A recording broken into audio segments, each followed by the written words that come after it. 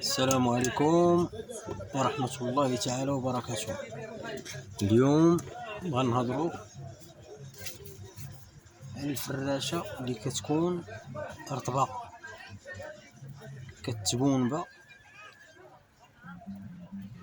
كاين بعض الناس اللي كيكون عندهم مسمار ديال الكيف في الرجل ديالو من التحت، ما كيقدرش يحفظ على رجله. اليوم بغيت نوريكم بلا راه كاين واحد الفراشة رطبة،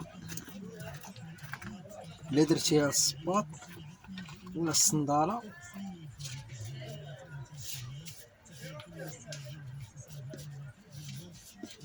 غتحس بالصباط ديالك الكومي من بعد رطب ومريح في اللبسه ديالك. وهاد الفراشه هادي ما غالياش، حيت كاينين بعض الناس اللي كيكونوا رجليه من التحت طايبين، وملي كيمشي عند الطبيب كيقول لي عندك مسمار شوكي، وهذاك المسمار الشوكي كيكون في القدم.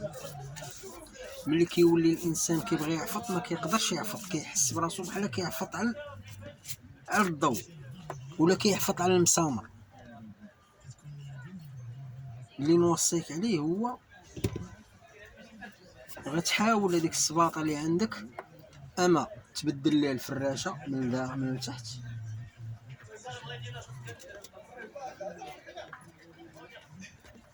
الفراشه ديرها من الداخل ديال الدوبل بحال هذا رطب هو الاول، وعاد كدير فوق منه الفراشه ديال الصباط باش ملي كتعفط كتولي تحس بالعفطه رطبه ومريحه. وهاد الفراشه هادي كنديروها حتى الصبابط اللي كيكون الصباط كبير شويه زيد بواحد النمره. ملي كنديروا ليه هاد الفراشه هادي كيولي كيتجمع الصباط ما كيبقاش كبير.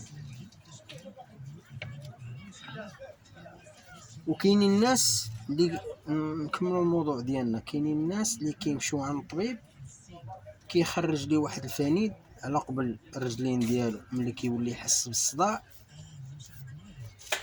هذاك الفنيد كيولي كالمي الانسان باش ما يبقاش يحس بهذاك الحريق في الرجلين ديالو، ولا كيدق ليه واحد البره في القدم ديالو. وهذيك البره ما كتكون صحيه بالنسبه للرجل، ماشي صحيه. اللي صحي هو خاصك تحاول تاخذ الصباط ولا الصنداله تكون ميديكال رطبه،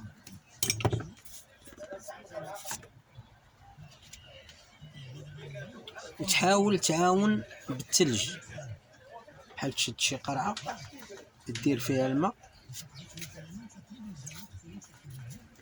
وتخليها في الفريغو تتولي بحال الحجره تتقساح، وديرها تحت رجلك وتبقى دير بها بحال هكا 10 دقائق، وتحول الرجل الاخرى حتى هي 10 دقائق وتداوم عليها حتى الرجل من التحت كتصح شويه، ما كتبقاش طيبه من التحت. حيت الرجل الا كان طيبه اي حاجه لبستها كتولي تحس بالعافيه في رجلك من التحت وكتحس بالصداع. وداك الشيء هو اللي كيأثر على الظهر وكيأثر على الركابي.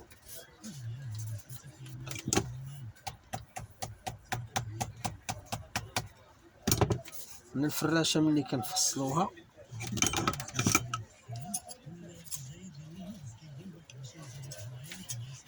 وكنديروها في الصباط من الداخل ولا في الصنداله ما كتجيش تبان، كتبان كاع بلا راه راكبه.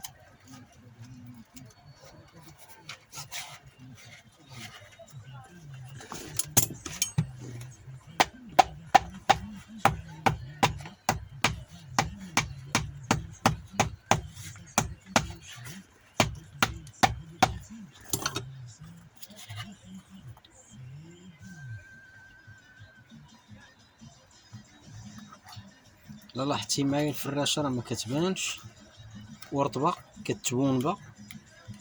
بالنسبه للناس اللي رجليهم طايبين من التحت ولا عندهم هذاك المسمار اللي كيكون في الرجل، كنقولوا ليه مسمار الكيف ولا مسمار شوكي ولا هذا، المهم راه كيولي السباط واخا هو عادي. ملي كدير ليه هاد الفراشه كنوليو نقولوا راه فراشه سباط ميديكال.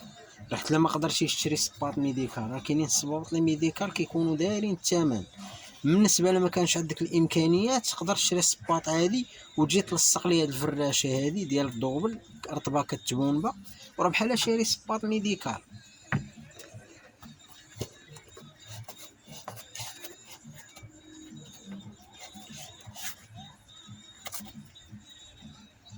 كنتمنى هاد المعلومه تبارطاجيوها باش توصل لواحد العدد ديال الناس وتترى كدي عليها الاجر. وكنشكركم بزاف على المتابعه وعلى التعليقات ديالكم الزوينه. انا راه كنتواجد في شطيبه ونفاس مع الباب 8، والقيصريه كتسمى قيصريه مولاي العربي العلوي. مبروكه شطيبه. سولوا على خالد راه ينعت لكم المحل.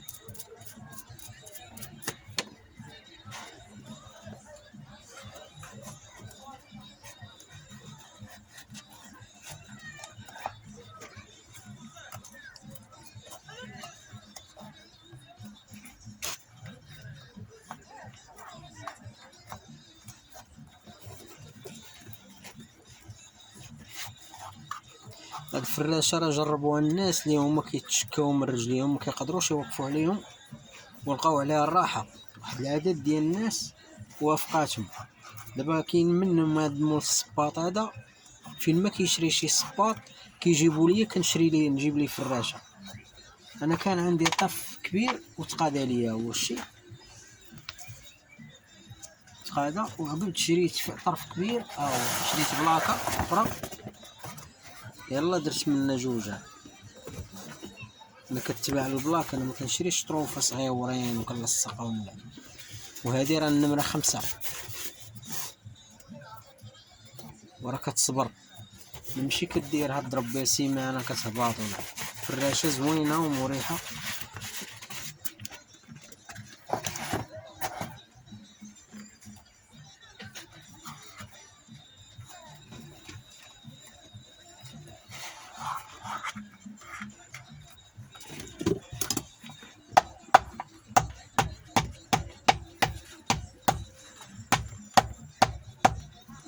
كنتمنى ما نكونش طولت عليكم، وكنتمناكم تكونوا محتاجين لهاد النصيحه. وشكرا بزاف، وما تنساوش ديروا لايك. ولا كنتي اول مره غادي تشاهدني دير اشتراك باش ديما يطلعوا لك الفيديوهات اللي انا كنلوح، وتكون حتى صاحب هذه القناه. وكنشكركم بزاف، والسلام عليكم ورحمه الله تعالى وبركاته.